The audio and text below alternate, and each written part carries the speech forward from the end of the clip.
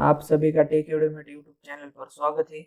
आज हम आपके लिए और एक नई वीडियो में हाजिर है, तो चलिए शुरू करते हैं।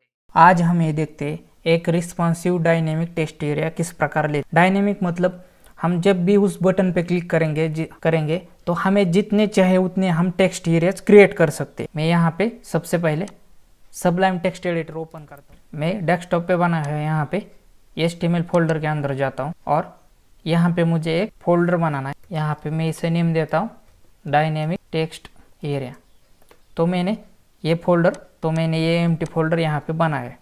तो अभी मुझे क्या करना है, अभी मुझे इस फाइल को मैं उस फोल्डर के अंदर सेव कर दे यहाँ पे और डायनेमिक टेक्स्ट। अब मैं यहाँ पे उस फाइल को नेम देता हूँ dynamic.html। तो मैंने ये फाइल सेव की। यहाँ पे मैं HTML का बॉडी स्ट्रक्चर लेता हूँ और यहाँ इसे मैं एक टाइटल देता हूँ। इसे मैं टाइटल डायनेमिक ही देता हूँ। अब मुझे रिस्पॉन्सिव डायनेमिक टेक्स्ट एरिया बनाना है, तो मैं यहाँ पे बूटस्ट्रैप यूज करके वो टेक्स्ट एरिया बनाऊंगा। तो हमें बूटस्ट्रैप में दो फाइलों का एक्सेस चाहिए, एक CSS और एक जावास्क्रिप्ट का। दोनों फाइलें यहाँ से मैं दोनों फोल्डर यहाँ से मैं कॉपी कर देता हूँ और इस डायनेमिक टेक्स्ट एरिया के अंदर में पेस्ट कर देता। तो ये दोनों फोल्डर है क्या, बूटस्ट्रैप हम अपने लोकल मशीन पर किस प्रकार यूज करें, कहाँ से डाउनलोड करें, उसका सेटअप किस प्रकार करें, तो उस वीडियो की लिंक आपको डिस्क्रिप्शन में मिल जाएंगी। नहीं तो आपको सिर्फ आई बटन पे क्लिक करना है। तो अभी हम यहाँ पे एक एक करके बूटस्ट्रैप, यहाँ पे मुझे मेटा टैग चाहिए, तो मैं यहाँ पे मेटा टैग कैरसेट दे दिया। फिर उसके बाद मुझे और एक मेटा टैग चाहिए और इसमें मैं यहाँ पे नेम लेता हूँ, नेम एट्रीब्यूट लेता हूँ। नेम में मैं व्यू पोर्ट के बाद मुझे कंटेंट एट्रीब्यूट चाहिए। कंटेंट में अपनी डिवाइस की विड्थ देता हूँ, विड्थ इक्वल टू डिवाइस। इसकी वजह से हमारा जो कंटेंट है वो डिवाइस के हिसाब से विड्थ लेता है। और मैं कॉमा कर देता हूँ यहाँ पे और मैं यहाँ पे इनिशियल स्केल इक्वल टू यहाँ पे 1.0 डबल क्विट कंप्लीट। फिर और मुझे और एक मेटा टैग चाहिए। इस मेटा टैग में मैं यहाँ पे HTTP इक्विवेलेंट लेता हूँ। तो यहाँ पे मैं कैपिटल X UA कंपैटिबल लेता हूँ मैं यहाँ पे, और मुझे कंटेंट क्या भी ईड्स देनी है। तो मैं कंटेंट एट्रीब्यूट लेता हूँ और इसके अंदर मुझे इक्वल टू ईड्स देनी है। तो होगा ये हमारा बूटस्ट्रैप की, ये हमने मेटा टैग का सेटअप कर लिया। अब हमें एक एक करके बूटस्ट्रैप की फाइलों को एक्सेस करना है। यहाँ पे मैं लिंक टैग लेता और इस रेफरेंस में मैं अपने CSS फोल्डर के अंदर bootstrap.min.css ये फाइल है। यहाँ से मैं जो रिलेशन है वो मुझे स्टाइल शीट देना पड़ेगा, तो होगा। तो इस प्रकार से हमने बूटस्ट्रैप की CSS फाइल का यहाँ पे एक्सेस कर लिया। अब CSS के बाद बारी आती है हमारे बूटस्ट्रैप की में और एक, अब मुझे यहाँ पे मुझे जावास्क्रिप्ट की फाइल का एक्सेस करना है। अब मुझे जावास्क्रिप्ट की फाइल में SRC में एक्सेस करता हूँ। तो वो फाइल मैंने JS के अंदर bootstrap.min.js, तो यही है हमारी फाइल है। फिर मैं इसी को मैं कॉपी कर देता हूँ और नीचे सिंपली पेस्ट कर देता हूँ। अब बूटस्ट्रैप मिन की जगह मुझे सिर्फ jQuery.js फाइल चाहिए, jQuery.js। तो मैं आपको यहाँ पे सभी फाइलें यहाँ पे शो करता हूँ एक बार। तो यहाँ पे देखिए, इस JS के अंदर हमने ये बूटस्ट्रैप वाली मिन की फाइल और ये jQuery की फाइल ये एक्सेस की, और CSS के अंदर हमने ये बूटस्ट्रैप वाली मिन की फाइल का एक्सेस किया। तो इस प्रकार से आपको बूटस्ट्रैप का सेटअप कैसे करें उस वीडियो में इसकी सभी इन्फॉर्मेशन मिल जाएंगी। अब हमें क्या करना है, हमें अपने बॉडी में अपना कोड लिखना है। तो एक बार मैं इसे ब्राउज़र में रन करता हूँ। देखिए ब्लैंक आ रहा है, मतलब सही है अभी तक। तो मैं यहाँ पे एक div टैग लेता हूँ और इसी div टैग के अंदर मैं क्लास लेके रखता हूँ। और फिर मुझे क्या लेना है, मुझे एक फॉर्म टैग लेना है और इसको मैं यहाँ पे एक क्लास दे देता हूँ, खाली छोड़ देता हूँ, और एक मेथड चाहिए मुझे, मेथड में पोस्ट कर देता हूँ। फॉर्म टैग लेने के बाद मुझे एक यहाँ पे एक हेडिंग देना है। तो मैं हेडिंग इसे यहाँ पे अभी मुझे क्लास लेना है, क्लास में टेक्स्ट सेंटर। देखिए यहाँ पे बूटस्ट्रैप के रेफरेंसेस आ, तो एक बार मैं इसे रन करके देखता हूँ कि आता है क्या नहीं। ये देखिए आ चुका है हमारा।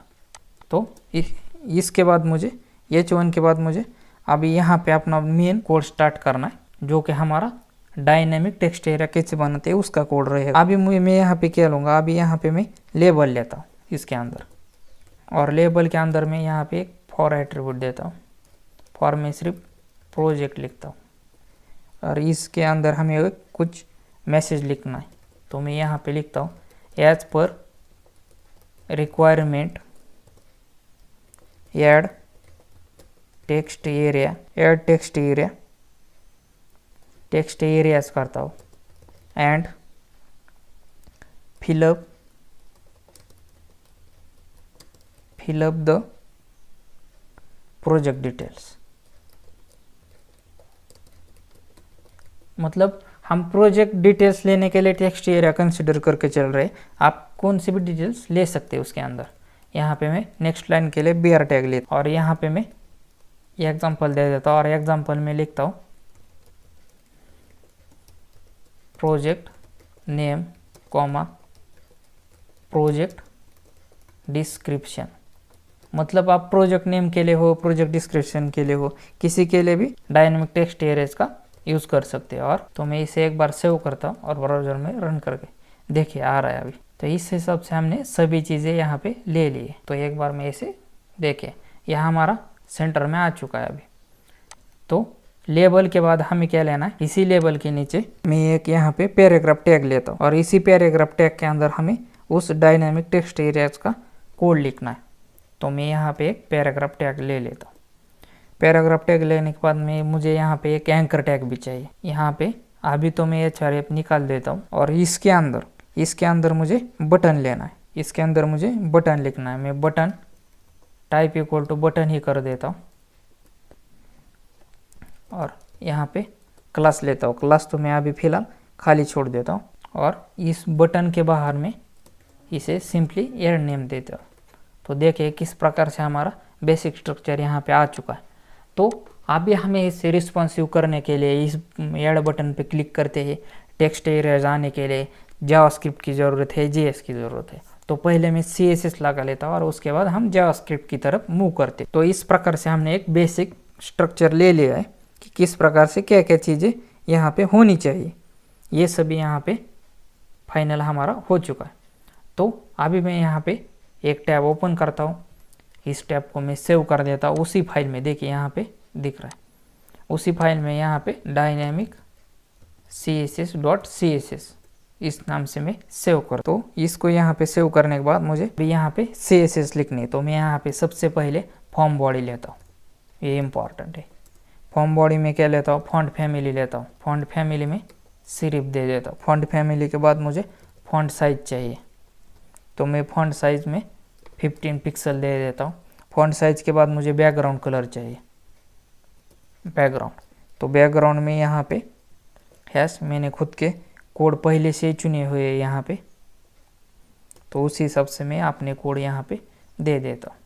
तो बैकग्राउंड के बाद मुझे कलर चाहिए, तो कलर में हैश 3x66 देता हूँ। अब हमारा ये फॉर्म बॉडी का यहाँ पे कंप्लीट हो चुका है। मैं यहाँ पे एक कमेंट डालता हूँ। कमेंट इसलिए डालता हूँ कि हमें जब हमारा CSS का कोड लंबा हो जाए तो कोई कन्फ्यूजन ना हो, इसलिए मैं यहाँ पे कमेंट डालता हूँ। तो अब मुझे क्या करना है, सबमिट बटन और टेक्स्ट एड्रेस। तो मुझे यहाँ पे बटन CSS में लिखता हूँ आपने समझ में आने के लिए। तो यहाँ पे मुझे अभी ये फॉर्म बॉडी में यहाँ से कॉपी कर देता हूँ अभी तो, और मैं इसे इस ड्यू टैग के अंदर पेस्ट कर देता हूँ, और एक बार रन। क्यों नहीं आ रहा, क्योंकि हमने उस CSS की फाइल को लिंक नहीं किया। तो मैं ऊपर वाले इस लिंक को कॉपी कर देता हूँ, नीचे में पेस्ट कर देता हूँ। अब हमारी CSS फाइल का नेम क्या है, डायनेमिक। सेव कर देता हूँ और रन करता हूँ। तो देखिए इस प्रकार से आ चुका है हमारा। तो अब हमें एक एक करके सारी CSS लिखनी। अब हमें बटन के लिए तो यहाँ पे मैं यहाँ पे डॉट बटन सबमिट, तो सबमिट बटन के लिए मुझे क्या चाहिए, बॉर्डर चाहिए, बॉर्डर रेडियस चाहिए। तो बॉर्डर रेडियस में यहाँ पे 2 पिक्सल देता हूँ। बॉर्डर रेडियस के बाद मुझे बैकग्राउंड कलर चाहिए। तो बैकग्राउंड कलर मैंने पहले से चुने हुए हैं। बैकग्राउंड कलर के बाद मुझे बॉर्डर चाहिए। बॉर्डर में यहाँ पे नहीं देना चाहता। बॉर्डर के बाद मुझे कलर चाहिए, टेक्स्ट को। कलर में इसे 3 टाइम्स ये पे दे देता हूँ। कलर के बाद मुझे टेक्स्ट अलाइन चाहिए। तो टेक्स्ट अलाइन में इसे सेंटर दे देता हूँ। टेक्स्ट अलाइन के बाद मुझे फॉन्ट फैमिली चाहिए। तो फॉन्ट फैमिली में इसे सिर्फ दे देता हूँ। फॉन्ट फैमिली के बाद मुझे पैडिंग चाहिए। तो ये सभी प्रॉपर्टीज़ किस प्रकार वर्क करती है, तो एक एक प्रॉपर्टी लगने के बाद क्या चेंजेस होता है तो आप जान जाएंगे कि कैसे क्या होता है और क्यों होता है। तो ट्रांजिशन मुझे 0.5 सेकंड चाहिए, सेमीकोलन। तो ट्रांजिशन के बाद बारी आती है कर्सर की। तो कर्सर मुझे पॉइंटर चाहिए। कर्सर पॉइंटर की वजह से वो बटन पे माउस जाते हैंड का आइकन आ जाएगा। तो मार्जिन मुझे कितनी चाहिए, यहाँ पे नीचे प्रॉपर्टीज़ आ रही है। तो मार्जिन मुझे पिक्सल में चाहिए। हाँ, तो मार्जिन के बाद मुझे बॉक्स शैडो चाहिए। तो बॉक्स शैडो में यहाँ पे अपने हिसाब से देना चाहता हूँ। और मुझे फिर RGB ये भी मैं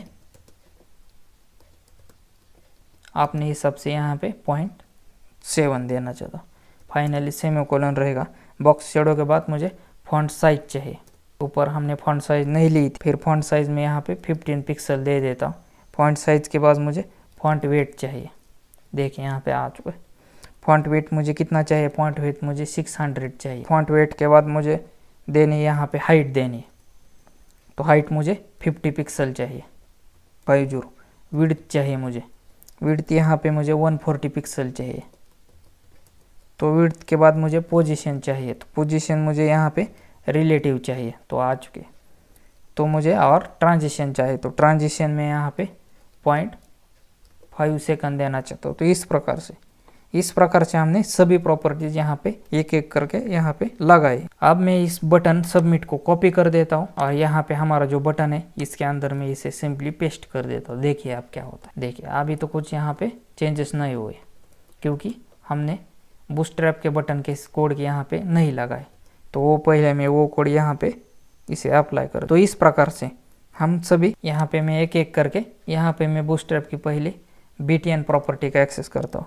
BTN के बाद मुझे BTN प्राइमरी के बाद मुझे BTN SM चाहिए, स्मॉल चाहिए। BTN SM के बाद मुझे MT3 चाहिए। इसकी वजह से देखिए आ रहा है। MT3 के बाद मुझे BTN ब्लॉक चाहिए। देखिए इस प्रकार से इसी पर रन करके देखता हूँ। तो देखिए इस प्रकार हमारा बटन आ चुका है। देखिए तो ऐसे एक एक करके हमें बूटस्ट्रैप की प्रॉपर्टीज़ को समझ के लगाना पड़ेगा। तो फिर मुझे राउंडेड पिल चाहिए। राउंडेड यहाँ पे मैं करता हूँ पिल। देखिए आ चुके। तो अब मुझे जो बटन के ऊपर जो टेक्स्ट है वो अपर केस में चाहिए। बटन देखिए आ चुके। तो इस प्रकार से और फाइनली मैं यहाँ पे टैप प्रॉपर्टी। इस प्रकार से हमें एक एक करके सारी प्रॉपर्टीज यहाँ पे लगाने दे। तो अभी हम और इस CSS में जाते। अभी हम यहाँ डायनेमिक HTML में आते। तो अभी हमें क्या करना है कि हमने प्रॉपर्टीज लगाए लेकिन हमारा बटन बहुत बड़ा दिख रहा है। तो मतलब यहाँ पे देख सकते हैं किस प्रकार हमारा कंटेंट यहाँ पे बिगड़ा हुआ दिख रहा है। तो अभी हमें इस फॉर्म बॉडी के बाद मुझे यहाँ पे क्या लेना है, यहाँ पे मुझे डिप्लेक्स लेना है। देखिए आ चुका। डिप्लेक्स के बाद मुझे जस्टिफाई कंटेंट मुझे सेंटर में चाहिए। तो इस प्रकार से आप देखिए क्या होता है। देखिए हमारा कंटेंट का साइज छोटा हो गया है लेकिन फिर भी हमें बटन का साइज भी छोटा चाहिए। तो इस प्रकार से हम एक एक करके प्रॉपर्टीज यहाँ पे लगाते। तो इस हम फॉर्म के लिए यहाँ पे टेक्स्ट हमें बड़ा चाहिए, बोल्ड चाहिए। उसके लिए हम एक खुद की CSS लिखेंगे। उसका यहाँ पे पहले से हम नेम दे देते।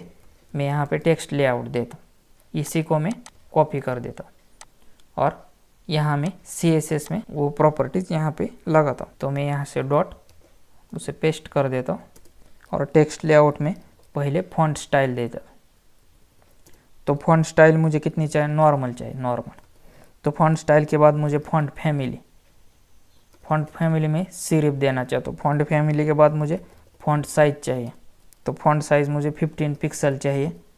फॉन्ट साइज के बाद मुझे फॉन्ट वेट चाहिए, फॉन्ट वेट मुझे बोल्ड चाहिए। देखिए इस प्रकार से।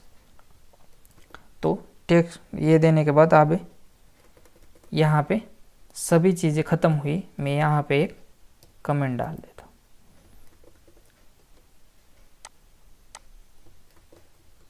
एक बार इसे रन करके देखिए किस प्रकार से हमारा बटन भी आ चुका है। क्यों? तो हमने यहाँ पे ये जो टेक्स्ट लेआउट प्रॉपर्टी लिखी, तो इस प्रकार से हमारा बटन भी यहाँ पे आ चुका है। अभी हमें क्या करना है, इस ऐड बटन पे क्लिक करते ही टेक्स्ट एरिया आना चाहिए। मतलब हमें चाहिए तो हम ऐड करके लेंगे, नहीं चाहिए तो नहीं लेंगे। तो इस प्रकार से इसका नाम ही इसलिए हमने रखा है डायनेमिक टेक्स्ट एरिया। तो हमें ये चीज़ डायनेमिक चाहिए। तो इस प्रकार से अभी हमें उसके लिए CSS लिखनी पड़ेगी। तो मैं यहाँ पे लिखता हूँ। कमेंट लिखने से हमें जो चीज़ें हैं बाद में भी हमें समझ में आ जाती है। तो स्टॉप। तो इस प्रकार से अभी हमें एक एक करके इस डायनेमिक टेक्स्ट एरिया को मैं यहाँ पे लेता हूँ डॉट, यहाँ पे पहले लेता हूँ, यहाँ पे मैं ले लेता हूँ स्विंग, यहाँ पे मैं स्विंग और कैपिटल X, फिर मैं कॉमा देता हूँ और फिर मैं डॉट स्विंग देता हूँ, यहाँ पे कैपिटल Y, मैं इसे भी स्मॉल s ही कर देता हूँ। और फिर मुझे यहाँ पे देखिए आ रहे, मैं जैसे ही टाइप करता हूँ तो यहाँ पे देख सकते हैं आप उसके प्रेफरेंसेस जल्दी आते हैं। मतलब जो हम डेवलपमेंट करते हैं इसकी वजह से हमारे जो कोडिंग की प्रोडक्टिविटी है, मतलब कोड करने में बहुत आसानी जाती है।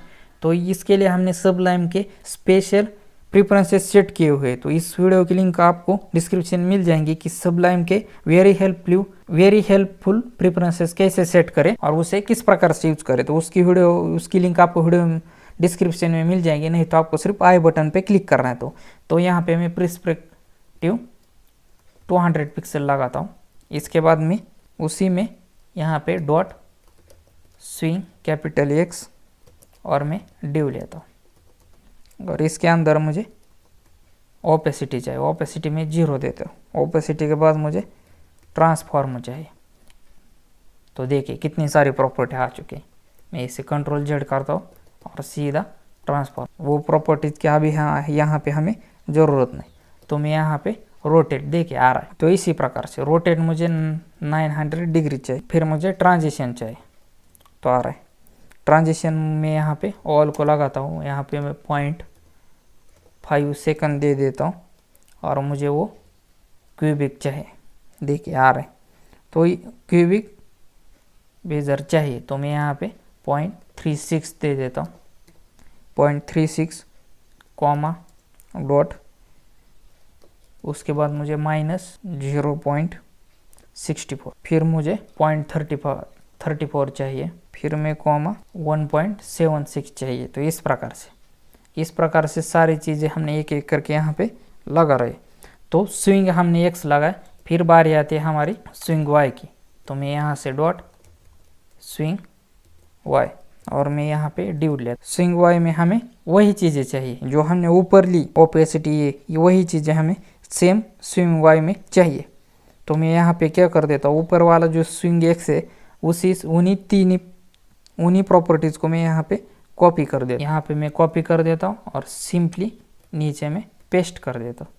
तो इस प्रकार से तो स्विंग Y डिव हमारा हो चुका है। तो इसके बाद हम दोनों प्रॉपर्टी एक साथ लिखने, तो मैं उसके लिए स्विंग X डिव, फिर मैं इसे शो, मतलब अब हमें क्या करना है, टेक्स्ट एरिया शो करना है, रिमूव करना है, ऐड करना है, रिमूव करना है, ये चीज़ ले रही। तो इसके लिए मैं ऐड करने के लिए यहाँ पे शो लेता हूँ, कॉमा देता हूँ, डॉट मुझे स्विंग चाहिए और मैं यहाँ पे Y देता हूँ और डिव, और यहाँ पे मैं उसे शो कर देता हूँ। तो यहाँ इसके अंदर अब हमें प्रॉपर्टीज लिखने, तो मैं इसे ओपेसिटी इसे 1 दे देता हूँ। ओपेसिटी के बाद मुझे यहाँ पे ट्रांसफॉर्म चाहिए, यहाँ पे मुझे ट्रांसफॉर्म नहीं देना, ऊपर हमने दिया है यहाँ पे नहीं देना। तो ट्रांसफॉर्म के बाद बारी आती है ट्रांजिशन की। ट्रांजिशन हमें सभी को देना है। तो ट्रांजिशन क्या होता है कि जो उसका टाइमिंग होता है वो हम ट्रांजिशन में लगाते। तो मैंने यहाँ पे ट्रांजिशन, और जो ऊपर हमने क्यूबिक बीजर लिया था वही हमें नीचे भी देना है। तो ऊपर जो हमने 0.36 -341 1.76 जो इसके अंदर लिया था, मतलब मैं इसी पैरेंथेसिस को कॉपी कर देता हूँ और यहाँ पे पेस्ट कर देता हूँ। तो इसी प्रकार से, और यहाँ पे देखिए यहाँ पे तीनों हमारा सेमीकोलन रह चुका है, तो सेमीकोलन लगाना भी पड़ेगा, नहीं तो हाँ वहाँ पे रन नहीं हो। तो इस प्रकार से हमने सभी चीज़ें यहाँ पे ले लिए। अब हमने इस प्रकार से डायनेमिक टेक्स्ट एरिया के लिए यहाँ पे CSS लिखी है। तो अब मैं यहाँ पे HTML में जाता हूँ। अब HTML में मुझे इस div टैग के अंदर यहाँ से हमारा डायनेमिक टेक्स्ट एरिया चालू हो रहा है। इस div टैग के अंदर में एक क्लास ले लेता, हेडिंग के नीचे के div टैग से हमारा डायनेमिक टेक्स्ट एरिया चालू हो रहा है। तो यहाँ पे मैं क्लास लेता हूँ और उसके अंदर में स्विंग कैपिटल X, बस इतना है। ID दे देता हूँ, ID भी मैं स्विंग कैपिटल X ही दे देता। तो इस हिसाब से हमने सभी चीज़ें यहाँ पे लगाई। अभी मुझे इस एंकर टैग के अंदर मैं यहाँ पे डेटा काउंट दे देता हूँ। डेटा काउंट इक्वल टू यहाँ पे 0 रहेगा। डेटा काउंट के बाद मुझे 1 क्लिक चाहिए, तो मैं यहाँ पे 1 क्लिक दे देता हूँ। 1 क्लिक में यहाँ पे ऐड एलिमेंट कर देता हूँ। यहाँ पे ऐड एलिमेंट और इसके अंदर मुझे सिंगल क्वोट चाहिए। अभी इसे निकाल देता हूँ। सिंगल क्वोट में यहाँ स्विंग X देना चाहता हूँ। देखिए नीचे आ रहा है। मैं यहाँ पे के बाहर सिंगल क्वोट के बाहर कॉमा दे देता हूँ और सिंपली मैं यहाँ पे इवेंट लिख देता हूँ। तो इवेंट, अभी हमें इसके बाहर हमें सेमीकोलन देना है, नहीं तो एरर आ जाएंगे। इस प्रकार से हमने यहाँ पे देखिए डेटा काउंट लिया और 1 क्लिक लिया। उस जो हमने CSS और इस 1 क्लिक की वजह से हम जावास्क्रिप्ट एक्सेस कर रहे हैं। तो हम अभी जावास्क्रिप्ट यहाँ पे लिखेंगे, लेकिन हमने यहाँ पहले से 1 क्लिक ले लिया है। तो देखिए अभी हमारा नहीं आ रहा। क्यों नहीं आ रहा? क्योंकि हमने JS का कोड यहाँ पे नहीं लिखा। तो मैं यहाँ पे न्यू टैब ओपन कर देता हूँ, इसको मैं सेव कर देता हूँ, वही नेम दे देता हूँ मैं डायनेमिक GS.js। बस अभी मुझे इस JS के अंदर में यहाँ पे पहले एक कमेंट देता हूँ। यहाँ पे मैं लिखता हूँ स्टार्ट डायनेमिकली टेक्स्ट एरिया। तो बस इतना ही। यहाँ पे लिखता हूँ JS कोड। तो मैंने सिंगल लाइन कमेंट ले लिया। मैं यहाँ पे एक फंक्शन दे देता हूँ। फंक्शन के अंदर में ऐड एलिमेंट दे देता हूँ। तो देखिए हमने 1 क्लिक में ऐड एलिमेंट लिया था, वही ऐड एलिमेंट है यहाँ पे ले रहे। यहाँ पे आप नेम चेंज करके अपना खुद का भी डाल सकते। तो ऐड एलिमेंट लेने के बाद मैं यहाँ पे एक पैरेंथेसिस लेता हूँ, यहाँ पे EL ID और नीचे अब हमें वेरिएबल डिक्लेयर करना है। मैं यहाँ पे पहले होल्डर के बाद मैं इक्वल टू यहाँ पे मैं डॉक्यूमेंट देता हूँ। देखिए कलर्स आ रहे हैं हमारे। मुझे गेट एलिमेंट बाय आईडी लेना है। देखिए गेट एलिमेंट बाय आईडी, ये JS के प्री डिफाइंड जो फंक्शंस है इसलिए वो यहाँ पे आ रहे। तो मुझे गेट एलिमेंट बाय आईडी में क्या लिखना है, वो जो हमने EL ऊपर ID लिखा था तो वही मुझे यहाँ पे लिखना है। तो मैं इसे कॉपी कर देता हूँ और इसके अंदर पेस्ट कर देता हूँ, बस इतना है। फिर मैं नीचे नम इक्वल टू लेता हूँ। Num equal to E dot, मुझे क्या चाहिए, करंट टारगेट चाहिए। जो हमारा करंट टारगेट है वो चाहिए मुझे। करंट टारगेट में डॉट डेटा सेट देता हूँ। Current target dot data set में काउंट में और प्लस और मुझे यहाँ पे EL आ रहा है, EL ID प्लस नम देना। तो इस हिसाब से फिर मैं यहाँ पे न्यू डिव कर देता हूँ और न्यू डिव के बाद मैं डॉक्यूमेंट डॉट यहाँ पे क्रिएट टारगेट आ रहा है हमारे। यहाँ पे सिर्फ में करंट, यहाँ पे मुझे क्या चाहिए, क्रिएट एलिमेंट चाहिए मुझे, क्रिएट एलिमेंट। और इसके अंदर मैं यहाँ पे डिव लेता हूँ और फाइनली मैं इसे सेमीकोलन देता हूँ। तो ये कि हमारा डिफाइन किया है हमने यहाँ पे वेरिएबल। तो सेमीकोलन के बाद मैं यहाँ पे न्यू लाइन आता हूँ और यहाँ पे मैं न्यू डिव कर देता हूँ। यहाँ पे मैं new div dot set attribute कर देता हूँ, सेट एट्रीब्यूट। और इसके अंदर मुझे ID लेना है और मैं यहाँ पे कोमा दे देता हूँ और यहाँ पे डिव ID नेम और फिर मैं यहाँ पे सेमीकोलन देता हूँ। फिर मुझे एक बार न्यू डिव लेना है। न्यू डिव के बाद मुझे यहाँ पे HTML, इनर HTML और यहाँ पे मैं इक्वल टू, और इसके अंदर हमें अभी क्या लिखना है, एक टेक्स्ट एरियाज का HTML का कोड लेना है। तो यहाँ पे मैं टेक्स्ट एरिया और इसके अंदर में एक क्लास इक्वल टू और इसके अंदर मुझे फॉर्म कंट्रोल। तो एक एक करके हमें इस हिसाब से सभी चीज़ें यहाँ पे लगानी है। तो इस प्रकार से हमने एक स्लैश दे के फॉर्म कंट्रोल लिया है। तो फॉर्म कंट्रोल के बाद मुझे यहाँ पे नेम देना है। तो नेम भी मैं उस हिसाब से यहाँ पे देना पड़ेगा। तो मैं यहाँ पे नेम लेता हूँ, नेम इक्वल टू यहाँ पे स्लैश डबल क्विट और डबल क्विट के अंदर टेक्स्ट होने के बाद मैं यहाँ पे टेक्स्ट के बाहर आता हूँ।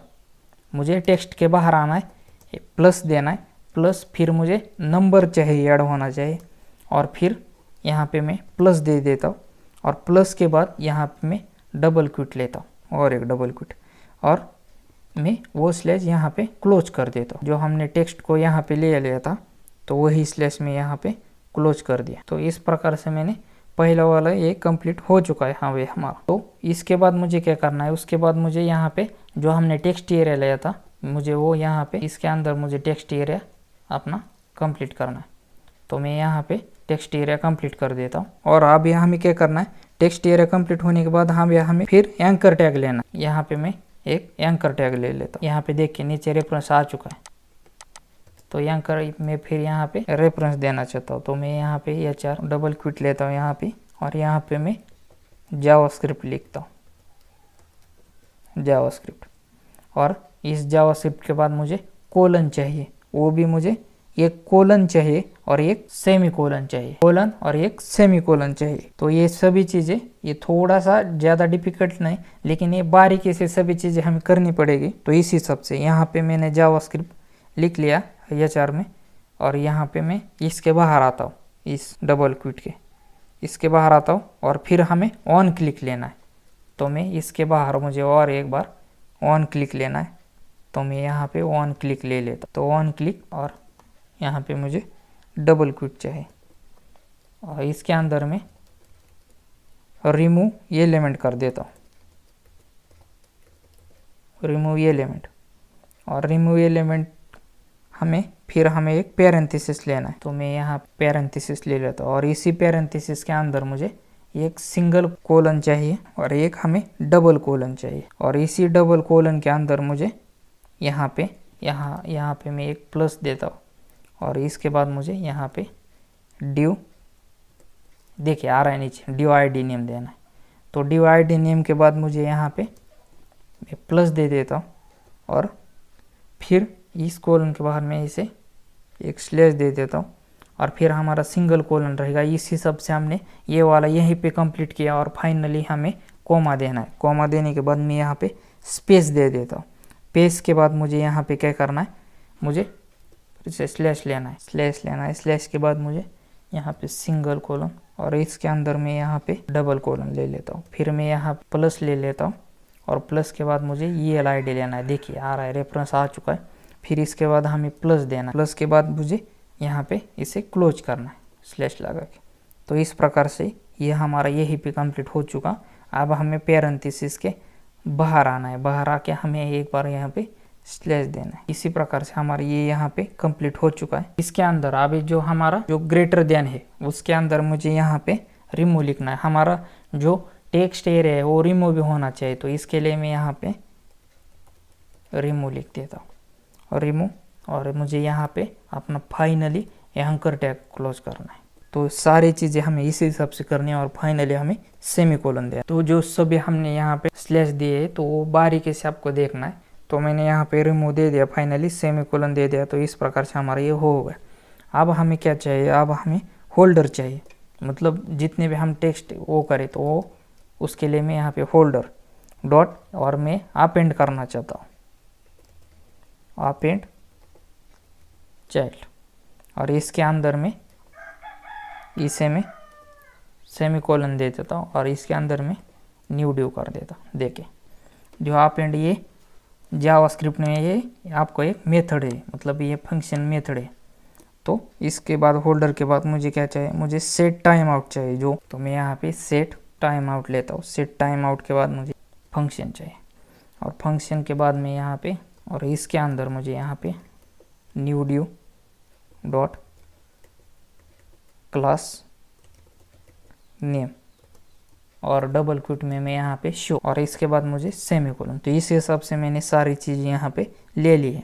तो इस कर्ली ब्रैकेट के हम बाहर आते, मैं इसे कॉमा दे देता हूँ, यहाँ पे 10 लिखना है मुझे, और फिर मुझे पैरेंथेसिस क्लोज करना है, और फिर मुझे सेमीकोलन देना। तो इस हिसाब से ये सारी चीज़ें यहाँ पे हो जाएगी। तो मुझे फंक्शन ऐड एलिमेंट मैंने लिया था, इसके बाहर आना है। यहाँ पे मैं और एक फंक्शन लेता हूँ, फंक्शन में यहाँ पे हमें रिमूव के लिए फंक्शन चाहिए। मैं यहाँ पे रिमूव एलिमेंट, और इसके अंदर मैं यहाँ पे ड्यू नम कर देता हूँ, कॉमा, और हमें ELID लेना है। इसके बाहर मेरा कर्ली ब्रैकेट्स ओपन हो। तो ये सभी चीज़ें हैं हमारी। तो इसे मैं सेव कर देता हूँ, एक बार ब्राउज़र में जाके रन करके देखता हूँ। देखिए अभी तो यहाँ पे कुछ नहीं हो रहा, तो मुझे एक एक यहाँ पे मैं रिमूव का कोड भी यहाँ पे लिखता हूँ। मैं फिर होल्डर ले लेता हूँ, document dot gate element by ID वही, और इसके अंदर हमें कॉमा, और इसके अंदर में यहाँ पे ELID। तो उसी सबसे फिर यहाँ पे ओल्ड ड्यू ले लेता हूँ, फिर मुझे document dot gate element by ID, यहाँ पे मैं इसके अंदर यहाँ सेमीकोलन, इसके अंदर मुझे ड्यू नम देना है, ड्यू नम। तो मैं नहीं चाहता हूँ, फिर मुझे ओल्ड ड्यू मैंने ऊपर जो लिया था यही मैं लेता हूँ, ओल्ड नेम डॉट हमें क्लास नेम। तो यहाँ पे आ रहा है क्लास नेम, और फिर मुझे यहाँ पे सेमीकोलन देना। तो उसी हिसाब से तो अभी हमें क्या करना है, इसी फंक्शन के अंदर मुझे सेट टाइम आउट करना है, और इसके अंदर मुझे फंक्शंस, ये सभी जावास्क्रिप्ट में एक एक मेथड से, ये सभी जावास्क्रिप्ट में एक एक मेथड से फंक्शन लेने के बाद मुझे इसके अंदर फंक्शंस लेना है, और इसके अंदर अभी हमारा जो भी कोड होगा वो हमें एक एक करके लिखना पड़ेगा। तो यहाँ पे मैं कर्ली ब्रैकेट दे देता हूँ, और इसी कर्ली ब्रैकेट के अंदर मुझे होल्डर डॉट रिमूव, मुझे रिमूव चिल्ड देना है, रिमूव चाइल्ड, और इसके अंदर मुझे ओल्ड ड्यू देना है, बाहर में सेमीकोलन दे देता। तो इसके बाहर मेरा सेमीकोलन आएगा, और यहाँ पे मैं 600 दे देता। तो यहाँ पे देखिए, यहाँ पे क्लोजिंग पैरेंथेसिस है, मैं इसे ऊपर ले लेता हूँ, और इसके बाहर मुझे सेमीकोलन देना है। तो उसी हिसाब से यहाँ पे सभी चीज़ें यहाँ पे एक एक करके सभी चीज़ें यहाँ पे फिक्स हो चुकी है अभी। तो आप यहाँ पे देख सकते हैं, यहाँ पे इसकी एरर आ रही है यहाँ पे कलर में। तो यहाँ पे देख सकते हैं सेट टाइम आउट में हमने फंक्शन लिखा है, लेकिन यहाँ में इसे निकाल दे। देखिए तो फंक्शंस और ओपनिंग क्लोजिंग पैरेंथेसिस चाहिए, यहाँ से हमारी एरर जा चुकी है। तो इस प्रकार से वो सबलाइम टेक्स्ट एडिटर एरर भी शो कर देता है। एक बार इसे रन कर देते। तो अब हमें हमारी HTML के फाइल के अंदर जाते हैं। अब हमें HTML के फाइल के अंदर यहाँ पे देखिए, हाँ यहाँ पे हमने इस जो हमने डायनेमिक JS फाइल ली, तो इसका एक्सेस अभी हमने यहाँ पे नहीं किया। तो मैं इसे सिंपली इसी स्क्रिप्ट टैग को कॉपी कर देता हूँ, और इसके नीचे यहाँ पे मैं लेता हूँ डायनेमिक JS.js। तो इस हिसाब से हमने सारी डायनेमिक CSS और जावास्क्रिप्ट का कोड यहाँ पे पूरी तरह से अप्लाई किया है। अब मैं इसे एक बार सेव कर देता हूँ और ब्राउज़र में जाके रन करता हूँ। तो यहाँ पे मैंने रन कर दिया। यहाँ पे हमारा सिंपल ऐड बटन है, यहाँ पे मैं क्लिक कर देता हूँ। देखिए इस प्रकार से हमारा टेक्स्ट एरिया आ चुका है। अब हमें और एक चाहिए, तो मैं इसे ऐड करता रहूँगा। रिमूव करना हो तो मुझे सिर्फ रिमूव लिंक पे क्लिक करना है। तो इस हिसाब से तो हमने ये जो फॉर्म को बैकग्राउंड कलर अप्लाई किया है, वो हमने उसके हाइट दिए नहीं, वो डायनेमिकली है। मतलब हम जितने जितने रिमूव करते जाएंगे बॉक्सेस, उस हिसाब से हमारा कलर भी आगे आगे बढ़ते जाएगा। मतलब जो फॉर्म की साइज है वो हमने रिस्पॉन्सिव रखी हुई। तो इस हिसाब से अब मैं इसे एक बार रिफ्रेश कर देता हूँ। देखिए तो अब मुझे यहाँ पे क्या लेना है, यहाँ पे मुझे अभी सिंपली एक सबमिट बटन लेना है। तो मैं अभी क्या कर देता हूँ, इसी ड्यू टैग के नीचे और एक ड्यू टैग ओपन कर देता हूँ, और इसी ड्यू टैग के अंदर मुझे वो यहाँ पे मैं क्लास फॉर्म ग्रुप, और इसके बाद मुझे यहाँ पे एक एंकर टैग लेना है। एंकर HRF में मैं यहाँ पे हैश दे देता हूँ, इसकी कोई ज़रूरत नहीं अभी। और इसके अंदर हमें बटन लेना है, और इसी बटन के अंदर मुझे टाइप देना है। टाइप में यहाँ पे सबमिट दे देता हूँ, और टाइप के बाद मुझे यहाँ पे क्लास लगाना है बटन को। मैं यहाँ पे BTN देखिए आ रहा है। BTN के बाद मुझे BTN प्राइमरी चाहिए। इसकी वजह से हमारा जो बटन का कलर है वो ब्लू हो जाता है। एक कलर की प्रॉपर्टीज़ है। BTN मुझे थोड़ा सा स्मॉल चाहिए, तो इसे में देखिए BTN, यहाँ पे BTN SM के बाद मुझे यहाँ पे MT3 लगाना है। तो MT3 के बाद मुझे BTN ब्लॉक, इसे मैं सेव कर देता हूँ, एक बार आपको रन करके दिखाता हूँ। तो इसके अंदर मैं यहाँ पे सिंपली सबमिट नेम देता हूँ। सेव किया है मैंने इसे और रन करके देखें। तो इस प्रकार से हमारा बटन अभी आ रहा है। तो अभी हमें इसके जैसा स्टाइलिश करना है, तो एक एक करके मैं यहाँ पे प्रॉपर्टीज़ यहाँ पे दे देता हूँ। तो इसके बाद मुझे यहाँ पे क्या देना है, यहाँ पे मुझे BTN ब्लॉक के बाद मुझे, तो देखिए इस वजह से क्या होता है, यहाँ पे रन, तो इस प्रकार बटन आ रहा है। तो हमें अभी इस बटन को राउंडेड फिल देना है। तो यहाँ पे मैं राउंडेड, यहाँ पे फिल, देखिए आ रही प्रॉपर्टी। राउंडेड फिल की वजह से जो उसके कॉर्नर है वो देखिए कॉर्नर को किस प्रकार ये उसके ये जहाज है, तो देखिए इसके कॉर्नर इस हिसाब से हो गए। अभी हमें क्या देना है, बटन के ऊपर का जो टेक्स्ट है वो मुझे अपर केस में चाहिए। तो बटन अपर केस, फिर मुझे टैब दे देता हूँ मैं इसे, ओके। तो देखिए इस प्रकार से हमने यहाँ पे सभी प्रॉपर्टीज़ लगाए, लेकिन हमें ऐड बटन की तरह चाहिए। तो मुझे यहाँ पे बटन सबमिट, जो कि मैंने खुद की CSS लिखी है, मैं अप्लाई कर देता हूँ। एक बार फाइनली रन करके देखता हूँ। देखिए आपके सामने बटन आ रहा है। तो दोनों बटन है, देखिए ऐड, हम इसे सबमिट कर सकते हैं, यहाँ से ऐड कर सकते हैं, इसे हम रिमूव भी कर सकते हैं। और ये जो सभी चीज़ें हैं ये रिस्पॉन्सिव है, देख सकते हैं आप यहाँ से इंस्पेक्ट मोड में जाके भी चेक कर सकते हैं कि सभी चीज़ें किस प्रकार रिस्पॉन्सिव है। यहाँ से आप किसी भी आपका जो डिवाइस है उस डिवाइस को चूज़ कर सकते और यहाँ से देख सकते कि वो रिस्पॉन्सिव है क्या नहीं। तो इस हिसाब से तो आप यहाँ पे देख सकते हैं कि हमने डायनेमिक टेक्स्ट एरिया बनाने के लिए इस प्रकार एक एक करके हमने फॉर्म बॉडी की CSS लिखी, फिर हमने बटन सबमिट की लिखी, फिर हमने टेक्स्ट लेआउट की, और ये जो CSS यहाँ पे आप देख रहे हैं ये डायनामिक टेक्स्ट एरिया CSS है। तो यही CSS है हमारी। और इसके बाद यहाँ पे हमने जावास्क्रिप्ट का कोड भी लिखा। तो जावास्क्रिप्ट में हमने इस प्रकार से एक ऐड एलिमेंट लिया। ऐड एलिमेंट में हमने जो हमें चीज़ें चाहिए, जो इनर HTML हो, टाइम आउट हो, फंक्शन हो, वो लिखा। फिर हमें रिमूव भी करना होगा टेक्स्ट बॉक्स, क्योंकि हम यदि टेक्स्ट बॉक्सेस क्रिएट करेंगे फिर रिमूव कैसे करें, इसलिए हमने एक रिमूव का भी फंक्शन लिया और एक ऐड का भी फंक्शन लिया। हमने ये दोनों फंक्शन लिए।